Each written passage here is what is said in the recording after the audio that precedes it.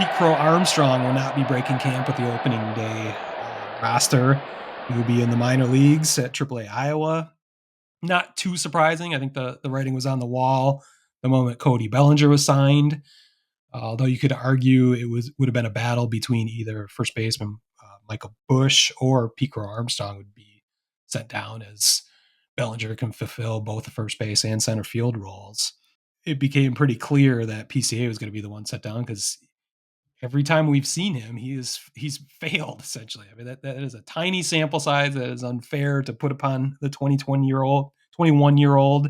But he didn't look good this spring. He didn't look good at the plate. He looked terrible at the plate in the short sample we saw in September of 2023 at the major league level.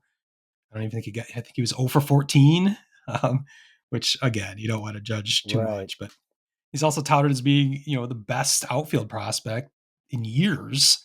And just last week, he had 2 errors in the field, and it's just like I feel like he's trying way too hard. That's the only explanation, because if you look at his numbers in the minors and between Double A and Triple A last season in 107 games, he had 876 OPS that included 20 home runs and threw on 37 steals on top of that.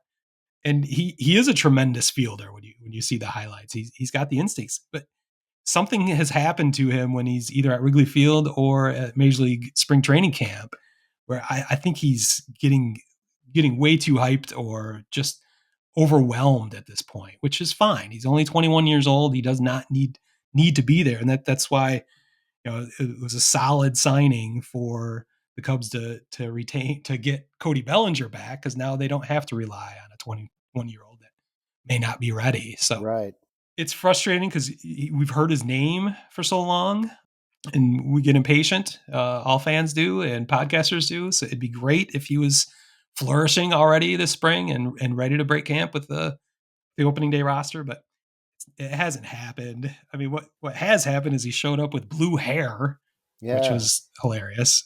Great look. Maybe that's a sign of immaturity. I don't know.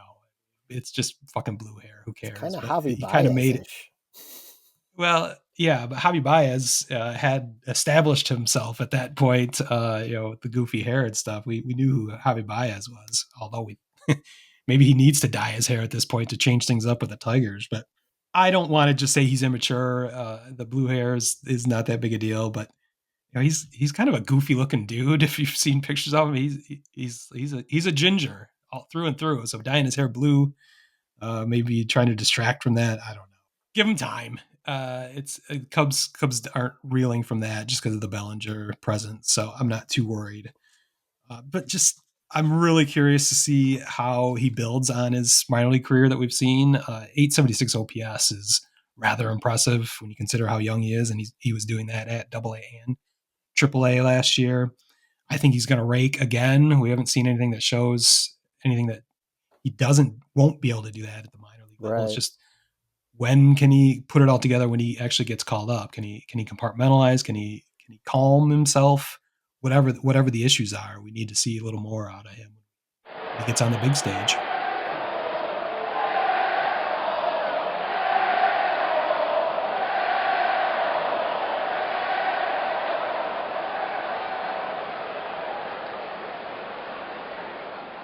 Word Hole Media.